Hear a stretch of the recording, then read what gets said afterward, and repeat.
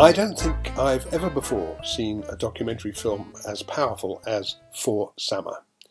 The viewer is transported into the Syrian city of Aleppo to meet the men, women and children who suffered the brutal siege of their neighbourhood by forces of dictator Bashar al-Assad and his Russian allies. Structured presumably in post-production as a letter to filmmaker Waid al-Khatib's baby daughter Sama, who was born in the middle of the siege, the film is uncompromising in its graphic depiction of what life was like under constant bombardment and with dwindling supplies of food, water, fuel and medicine. Waid, who narrates the film, was a naive 18-year-old when she overcame the objections of her parents and went to study for a business degree at the University of Aleppo. When in 2011, in the wake of the Arab Spring, demonstrations against the regime began among students, Waid obtained a video camera and started filming.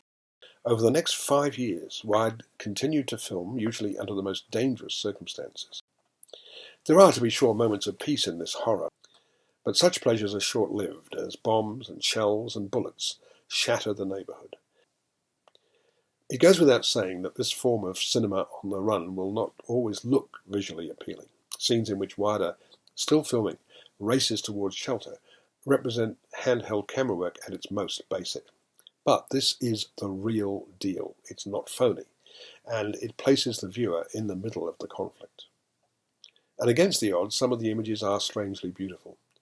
Waid seems to have acquired a drone at one point that allows her to film the ruined city as the camera slowly rises above the wrecked and shattered buildings. There's one comforting thing about seeing this very discomforting film, and that's that Waid survived. She was able to transport all the material she filmed to London, where she edited and narrated the final result in collaboration with experienced documentary maker Edward Watts, who's credited as co-director. During the post-production process, her narration questions her own motives for staying in the war zone with an infant child, but she's clearly deeply devoted to both the city of Aleppo and to the cause for which those around her fought so tenaciously. I'm giving For Sama 4.5 stars.